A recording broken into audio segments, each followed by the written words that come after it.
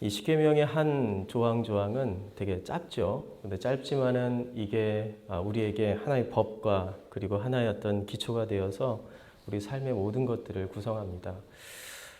우리 모든 것의 어떤 기초가 되는 물리학적, 화학적 요소를 뭐라고 하죠? 원자라고 하죠. 그 원자라는 것이 모여가지고 분자가 되고 또 분자가 모여가지고 하나의 어떤 유기체가 되고 유기체가 되어서 이것들이 이제 유기적인 어떤 형체가 되면은 사람도 되고 동물도 되고 여러 가지 형태의 어떤 여러 가지 의자도 되고 여러 가지 되죠. 사람이 이렇게 되게 복잡한 것 같지만은 실제로 다 쪼개놓고 보면은 단순한 한 원자로 구성되어 있다는 것이 물리학 이론이고 화학 이론이잖아요.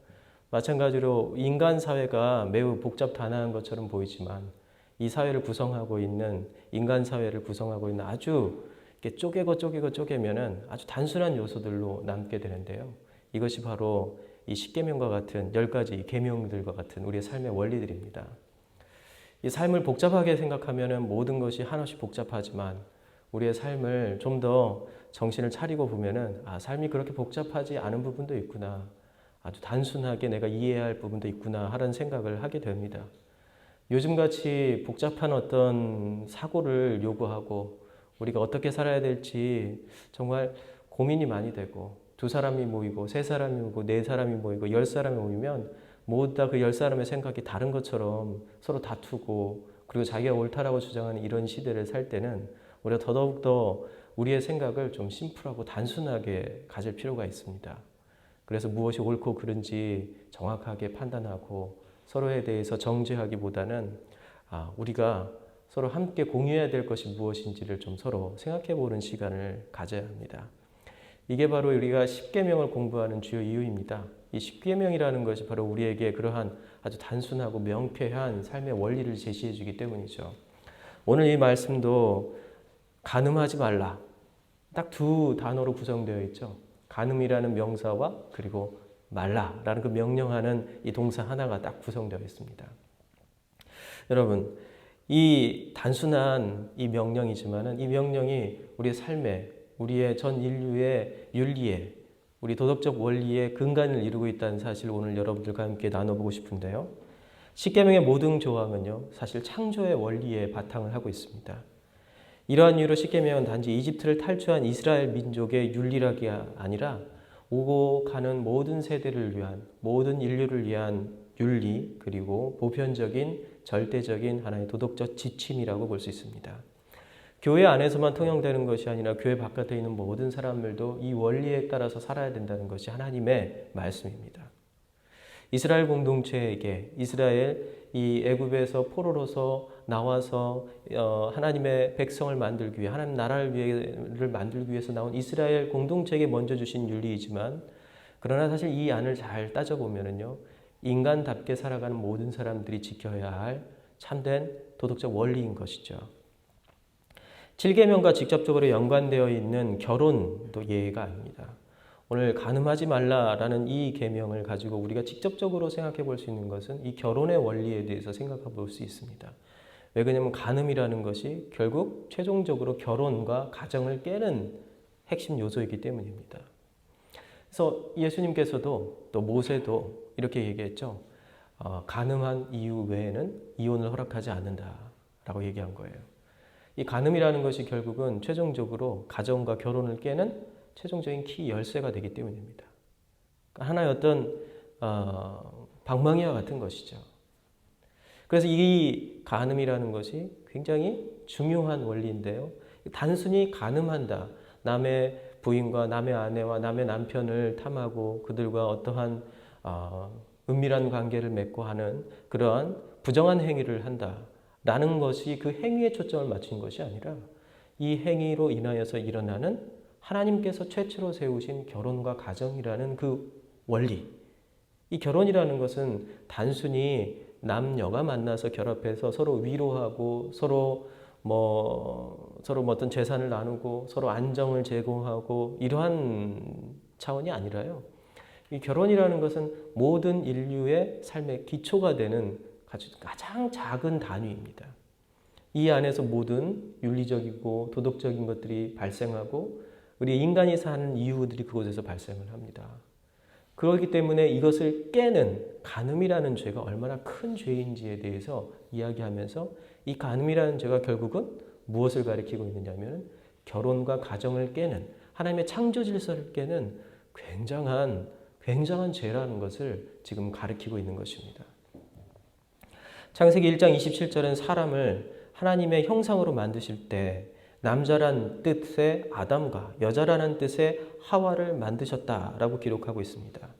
남자와 여자는 근본적으로 차별이 없는 하나님의 형상을 지닌 아주 평등한 존재인 것이죠. 이후에 2장에는요, 남자와 여자의 창조 과정에 대한 더 자세한 설명이 창세기 2장에 나옵니다. 2장에는 남자가 여자보다 먼저 창조되었고요. 남자인 아담을 두고 하나님은 혼자 사는 것이 좋지 아니하다라고 말씀하셨습니다.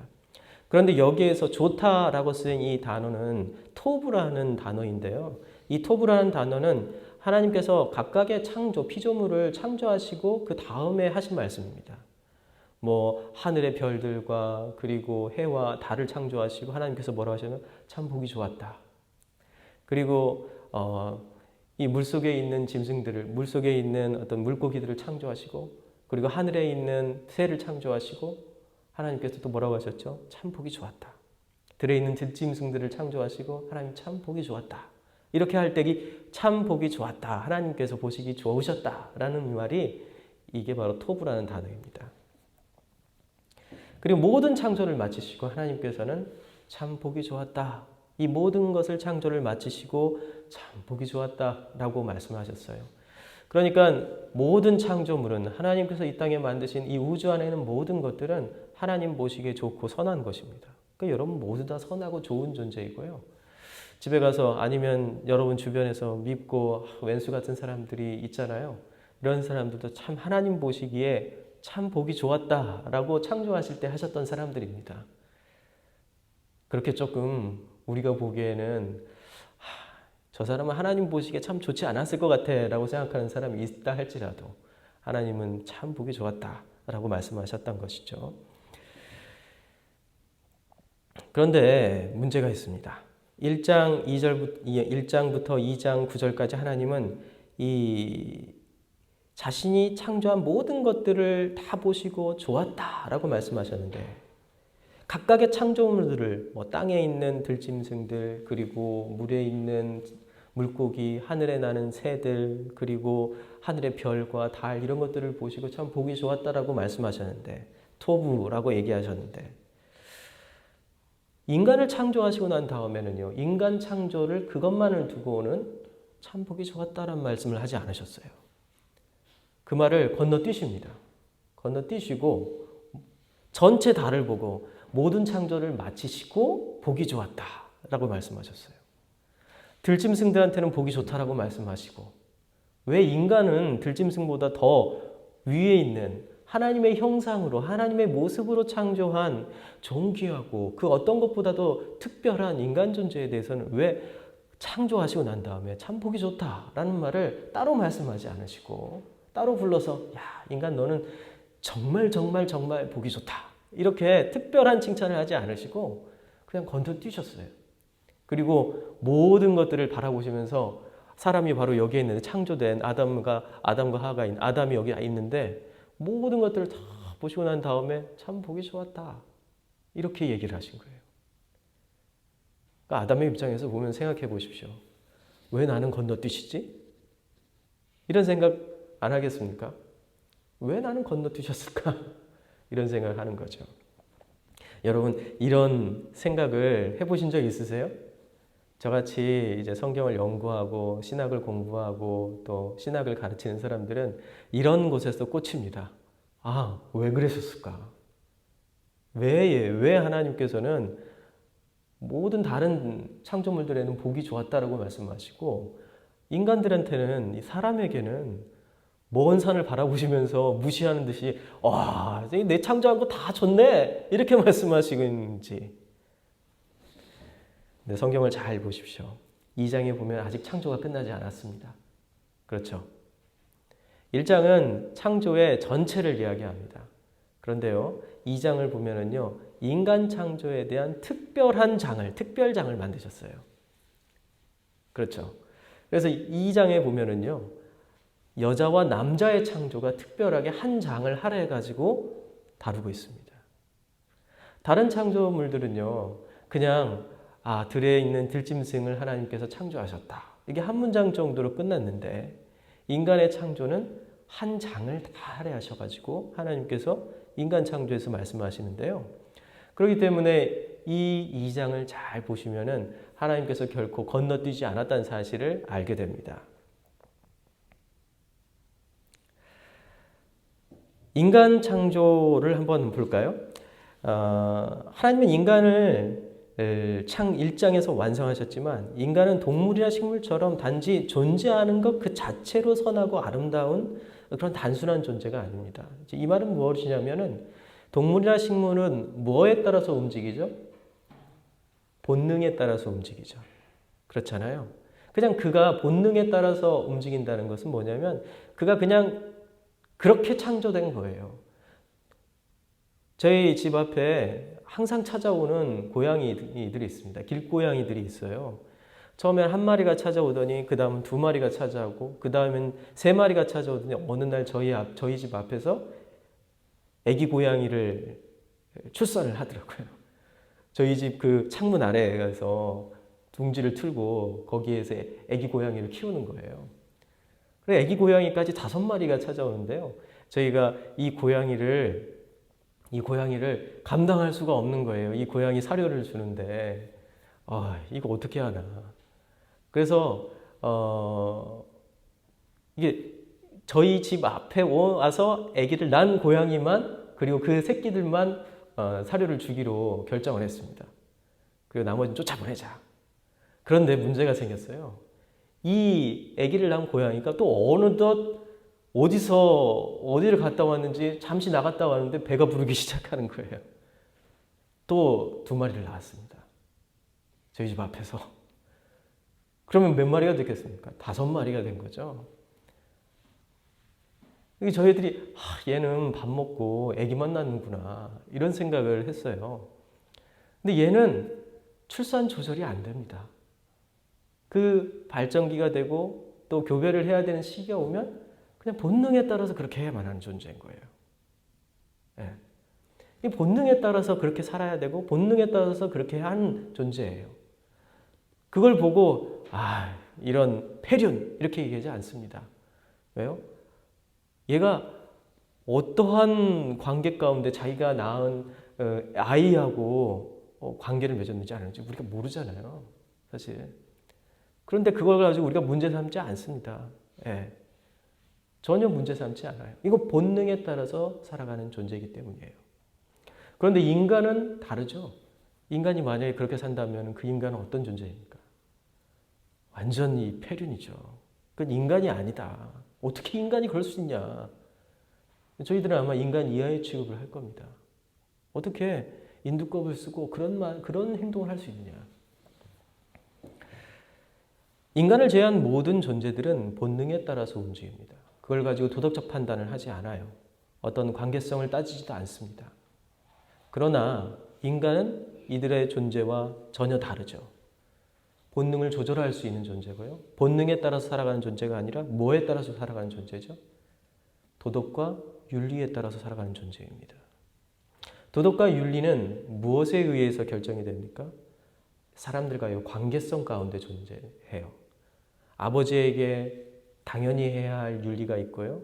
어머니를 향해서 내가 어떻게 해야 될 도덕적과 윤리가 있습니다. 부부관계의 윤리가 있고요. 그리고 자녀가 부모에게 어떻게 해야 되는지에 대한 윤리가 있습니다. 사회에서 우리가 직장에서의 어떻게 우리 상사와 부하 직원과 다 대해야 할지, 내 고객과 어떻게 대해야 할지에 대한 윤리가 있어요. 인간은요, 그걸 윤리에 따라서 움직이고 이걸 유교에서는 예라고 했습니다. 예에 따라서 움직인다는 것이죠. 이치라고도 얘기를 하고요. 그런데 이제 이러한 존재인데 이러한 존재에게는 뭐가 필요하죠? 그러면 혼자 있으면 그 관계가 형성이 됩니까? 예절이 형성이 되나요? 안 되죠. 혼자는 절대 그러한 예절이 형성이 될 수 없습니다. 아담 혼자 존재하고 있다면요. 그렇기 때문에 복수의 관계가 필요합니다. 나 말고 다른 존재가 필요한 거죠. 이게 바로 누구죠? 하와이고, 이 하와와 아담과 어떠한 관계를 형성해요? 삼위일체 하나님께서 성부, 성자, 성령 하나님이시잖아요. 이 성부, 성자, 성령 하나님이 사랑의 관계 가운데서 삼위일체 하나님으로 존재하고 계세요. 근데 이 삼위일체 하나님, 이 성부, 성자, 성령 하나님의 형상을 따라서 창조된 존재가 누구예요? 우리 인간이에요. 그런데 인간이 이 관계 가운데 있는 하나님의 그 형상을 이어받았으면은 혼자 있으면 그 관계가 형성이 됩니까? 안 됩니까? 안 되죠. 그러니까 다른 존재가 필요해요. 그 존재가 바로 여자라는 존재, 남자라는 존재인 것입니다. 그래서 인간의 윤리와 인간의 도덕적 원리의 첫 번째 출발점이 뭐라고요? 남자와 여자의 결혼 관계예요. 혼자 아담이 있는 모습을 보고 하나님께서 뭐라고 하셨나요? 보기에 좋지 않다라고 얘기했어요. 토부가 좋다는 뜻이라고 말씀드렸죠. 하나님께서 모든 피조물들을 보고 좋다라고 말씀하셨죠. 그런데 이상하게 아담만 딱 지어놓고는 아담에게는 뭐라고 했냐면 혼자 있음이 보기 좋지 않다. 보는 게 좋지 않다. 라고 얘기를 하신 거예요. 그러면 보기 좋은 상태가 되려면 어떻게 해야 됩니까? 보기 좋은 상태가 되려면 하와가 필요한 거예요. 그래서 하와와 아담이 만들어지고 두 사람이 아담이 하와를 발견했을 때 어떻게 합니까? 이는 내 뼈 중에 뼈고 내 살 중에 살이다. 둘이 하나가 되어서 한 몸이 되어서 마치 두 존재인데 한 피조물을 만든 것처럼 한 몸이 되어서 하나님 보시기에 좋은 존재가 된 것입니다. 그렇기 때문에 이 결혼이라는 관계는 단순한 이 가정을 이루고 결혼을 남녀가 서로 결혼한다는 것은요. 단순한 그냥 서로의 끌림, 이끌림으로 인해 가지고 서로 관계를 맺고 그리고 서로 사랑하고 가정을 이루고 결혼을 하는 것이 아니라 모든 인간 삶의 원리의 기초가 되는 그 시작점을 시작하는 거예요. 여기에 결혼하신 분들이 계시고 결혼하지 않은 분도 계시지만은 결혼한 분들에게는 막중한 책임이 있습니다. 그것은 뭐냐면 교회 안에서 여러분들은 교회 안에서 하나님의 말씀과 윤리적 표준과 그 실천을 보여주는 첫 시작점이 되는 분들이기 때문입니다. 여기에 있는 싱글들과 아직 결혼하지 않은 분들, 이런 어린 중고등학생들한테 가장 도덕적 모범, 하나님 말씀에 따라가는 삶의 그런 기독교 윤리적 모범이 되는 사람들이 바로 지금 현재 결혼을 막 시작하거나 그리고 결혼 생활을 유지하고 있는 분들이세요. 성경은 어디에서 시작하나요? 남녀의 결혼으로부터 시작합니다. 그런데 문제는 간음이라는 것이 이 남녀의 결혼을 깨게 만든다는 거예요. 그렇다면 이 간음이 남녀의 결혼을 깬다는 것은 어떤 것을 의미하죠? 모든 인간의 도덕적 기준과 시작점을 다 파괴해버리는 것입니다. 여러분, 한 예를 제가 한번 들어보겠습니다. 큰 축구장만한 축구장에 아주 큰 월드컵 축구장만처럼 큰 축구장. 우리 옆에 있는 천안 축구센터가 있잖아요. 이 천안 축구센터의 가장 큰 축구장에 여러분들이 모여가지고 도미노라 알죠? 이렇게 조그마한 벽돌인데 이걸 쌓아가지고 쭉 쌓아가서 어떤 형태를 만들잖아요. 그런데 이제 마지막에 이제 다 쌓은 다음에 처음 시작하거나 제일 끝에 있는 도미노를 딱 넘어뜨리면 어떻게 되죠? 모든 도미노가 한꺼번에는 아니죠. 막 이 순차적으로 쫙 넘어가면서 굉장히 특별한 어떤 경험을 하게 되죠.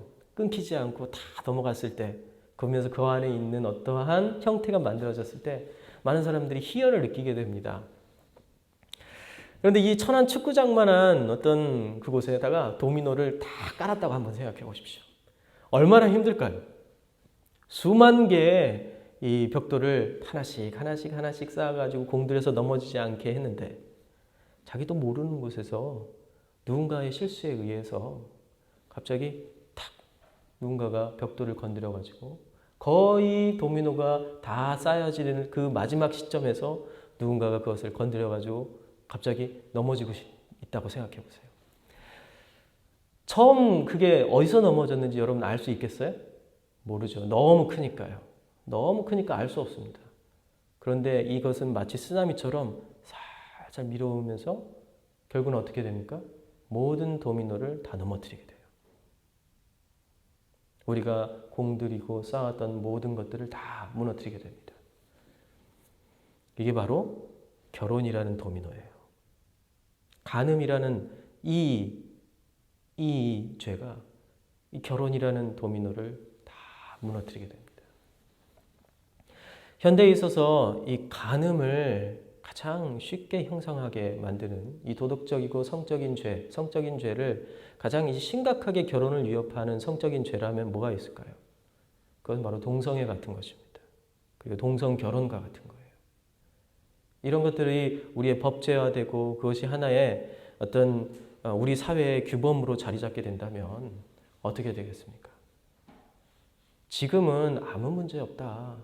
그 소수자들과 약자들을 위해서 우리가 배려하는 차원에서 그래 한번 눈 감고 한번 인정해 주자 이렇게 주장하는 사람도 있습니다. 근데 지금은 그렇게 보일 수 있어요. 그러나 이것이 조금씩 쓰나미처럼 어디서 도미노가 넘어진지 모른 채 우리가 있다가 모든 축구장에 있는 도미노가 싹 넘어지듯이 다 넘어지게 되는 거예요. 최근에 미국에 있는 퍼스팅이라는 이 건전한 기독교 잡지에서 누군가 이 칼 트루만이라는 미국의 한 신학교 교수가 글을 하나를 썼습니다. 그러면서 이분이 이 미국 사회에 대해서 이렇게 얘기했어요. 지금 보통 이제 동성애자들을 향해 가지고 LGBTQ+라는 용어를 사용합니다. L은 레즈비언을 뜻하고 그리고 그 다음에 G는 게이를 뜻해요. 여러분 레즈비언은 뭐 여자가 만나는 사람들이고 게이는 남자와 남자들이 만나는 사람들이죠. B는 바이섹슈얼이라고 양성애자예요. 남자 만났다, 여자 만났다. 어쩔 때는 자기가 남자라고 주장하고 어쩔 때는 여자라고 주장하는 사람이에요. 양성애자. LGBT, 트랜스젠더는 여러분 잘 아시죠? 남자에서 여자로 자기의 어떤 수술을 통해 성전환 수술을 통해 가지고 바꾸는 사람들. 아니면 여자에서 남자로 성전환을 하는 사람들. 신체적으로 자기의 어떤 특징을 바꿔버리는 거죠. LGBTQ라는 게 있는데요. 여러분들은 LGBT까지만 알 텐데 Q라는 단어가 이제 최근에 나왔습니다. 이 Q라는 단어는 queer라는 뜻이에요. 그 queer라는 뜻은 아주 특징적인 이란 뜻이에요. 그러니까 특징적인 어떤 특별한 LGBT 그리고 남자 여자에 들어가지 않으면서 자기의 새로운 성이 있다라고 나는 거기에 들어가지 않은 새로운 성이라고 주장하는 사람들이 있어요. 뭐 무성애자, 자기는 성이 없다 이렇게 주장하는 사람들이 있어요. 이런 사람들과 다양한 자기 스스로의 성이 있다고 주장하는 사람들 큐예요. 여러분 이해가 되세요? 이게 사실 이해가 안 될 만한 그런 어려운 내용은 아니지만 상식에 어긋나기 때문에 도대체 저 사람들이 뭘 주장하는 거야 라고 생각이 드실 거예요. 그런데 여기 Q 플러스라는 플러스가 붙었어요. 최근에. 플러스는 뭐냐면 이 특징적인 것에도 안 들어가는 또 다른 성이 있다는 거예요. 그래서 그렇게 따진다면은 모든 각각의 사람들은 다 성이 다르고 남자 여자도 아니고 트랜스젠더도 아니고 양성애자도 아니고 다 자기 나름대로의 특징적인 성을 자기 나름대로의 어떤 성관계를 추구할 수 있다라고 얘기하는 거예요. 심지어 이렇게 된다면은요 소아 성애까지 할 수 있게 돼요. 그리고 혼자서 2명, 3명을 뭔가 결혼할 수도 있는 상황이 돼버리는 거예요. 이런 상황까지 지금 나가고 있습니다. 근데 이러한 이제 미국과 같은 그런 어떤 상황 가운데서 사실 이 LGBTQ라는 사람들이 이 안에 들어간 사람들이 서로 사이가 안 좋아요, 실제로는요. 네, 게이가 레즈비언과 사이가 별로 안 좋고 그리고 트랜스젠더들과 사이가 안 좋습니다, 실제로. 그런데 사회에서 자기네들이 이 소수 집단이고 그리고 사회에서 인정해주지 않으니까 이 사람들이 서로 연합을 했어요. 적의 적은 나의 적이다. 이런 식인 거죠. 그래서 연합을 해가지고 지금 이 사람들이 움직이고 있는데 미국 사회에서는 이 사람들이 법적으로 지위를 획득하고 그리고 법적으로 권한을 부여받게 되니까요. 이젠 승리했다라고 생각하고 선언하고 이제부터는 본격적으로 자기네들끼리 싸우기 시작했다는 거예요. 그 많은 사람들이 이렇게 이제 자기네들끼리 싸우니까 와해됐다. 이들은 이제 곧 서로 싸우다가 끝날 거야 라고 생각하는데 실제는 그렇지 않다는 거예요. 성공한 혁명은 내부 시민 전쟁이 있다라는 말이 있습니다. 뭐냐면 이제 그 혁명을 성공하고 나면 자기네들끼리 이제 그 안에서 세력 다툼이 있다는 거예요. 파벌 다툼이 있다는 거예요. 그런 것처럼 지금 이 증표들은 서로 트랜스젠더와 바이섹슈얼과 레즈비언과 게이들이 서로 싸우는 그런 상황 가운데 있는 미국 사회는 서구 사회는 어떤 사회라는 거예요. 이미 남녀가 나를 하나님께서 창조하셨고 남녀의 결혼이 모든 인류의 도덕적 기초고 그리고 시작점이라는 사실이 완전히 붕괴되어 버리고 완전히 싸그리 무시되어 버린 그러한 정말 혼돈의 시대. 축구장에 있는 천안 축구장에 있는 제가 예를 드렸던 것처럼 축구장에 있는 도미노가 이미 다 무너져 가지고 이걸 어디서부터 다시 세워야 할지 정말 아무런 대책이 없고 견적이 나오지 않는 그런 상황. 바로 이것이 서구 성에 대한 성윤리의 모습이라는 겁니다. 그러나 여러분 우리도 결코 안심할 수가 없어요.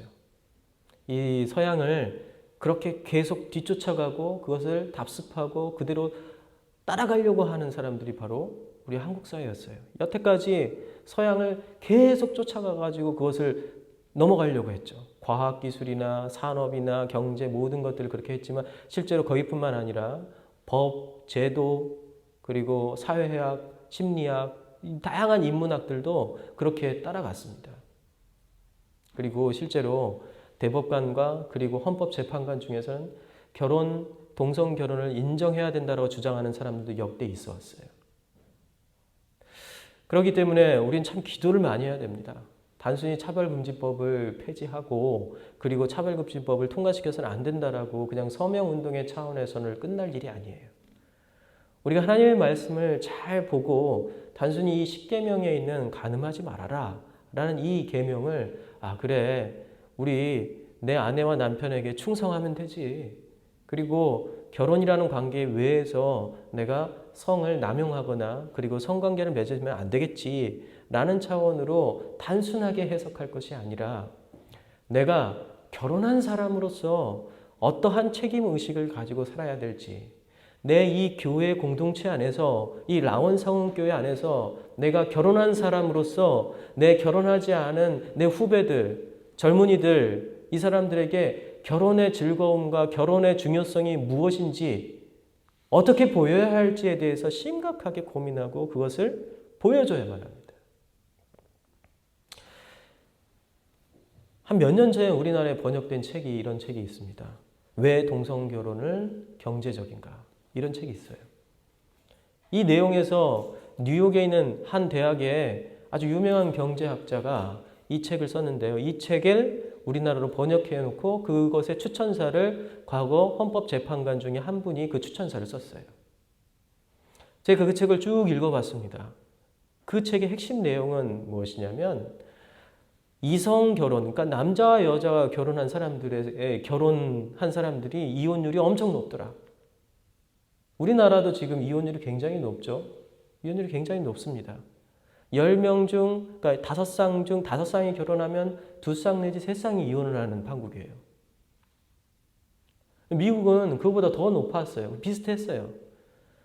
왜 이성애자들은 왜 남자와 여자로서 서로 결혼한 사람들은 결혼을 한 다음에 서로 책임의식도 없고 그 첫째는 처음에는 사랑해서 죽을 것처럼 사랑하면서 결혼을 해놓고 서로를 욕하면서 그 결혼을 유지하지도 못하고 그냥 그 결혼이 파괴되고 그 결혼 생활을 유지하는 사람들도 너무 끔찍한 결혼 생활을 살아가는 그런 모습들. 서로를 욕하고 서로를 짜증내고 내가 이 왼수, 내가 죽지 못해서 산다 이런 말이나 했었고 그러면서 결혼 관계를 유지하면서 야, 결혼해, 결혼해. 교회 안에서도 그런 분들 많으시죠. 자기 결혼 생활은 정말 본이 되지 않으면서 주변 청년들한테 결혼해, 결혼 왜 안 하니? 그러면 결혼을 하고 싶겠습니까? 그런 상황 가운데 이성애자들이 있었다는 거예요. 그런데 우리 동성 결혼하는 사람들은 동성인데도 불구하고 우리는 서로를 책임진다. 우리는 죽을 때까지 돌봐준다. 그러면서 논리를 펴기 시작하는 거예요. 국가에서 한 커플이 결혼을 하고 이혼을 하면 얼마나 막대한 경제적 손실이 있는지 아십니까? 사회적 손실이 굉장히 많아요.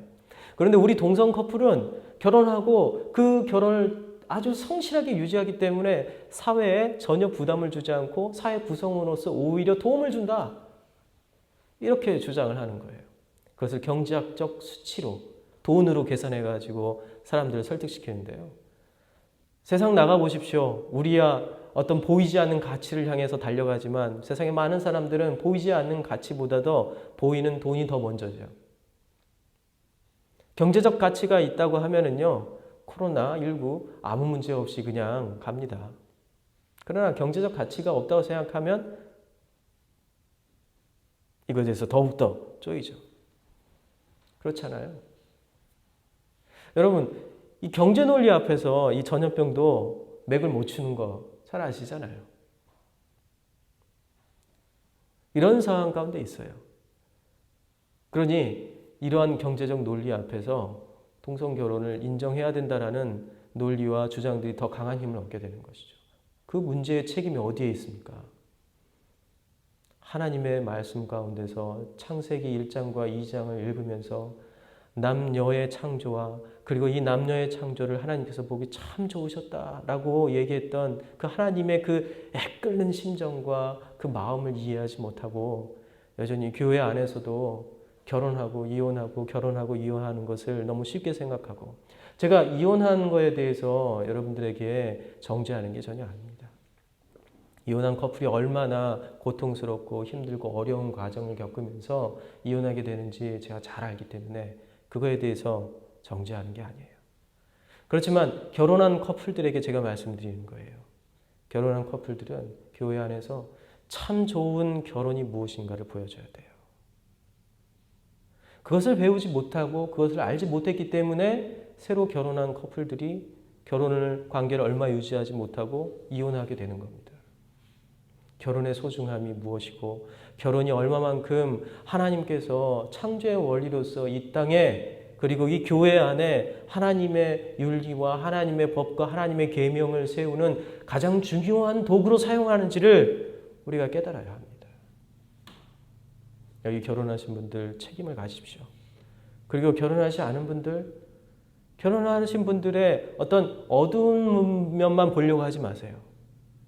결혼한 분들의 어둠만 바라보면서 자꾸 결혼이라는 것에 대해서 정말 좀 어둡고 잘못된 생각에 빠지지 마시고요. 하나님께서 이 결혼에 대해서 어떻게 얘기하신지를 보십시오. 여러분, 이 세상에서 사람들은 우리에게 무엇을 지금 요구할까요? 성의 아름다움이 무엇인지, 결혼 안에서의 성의 아름다움이 무엇인지를 우리에게 보여달라 요구하고 있어요. 그런 것이 보이지 않는, 그런 것에 차별이 없는 교회, 누가 이 교회에 나오겠습니까?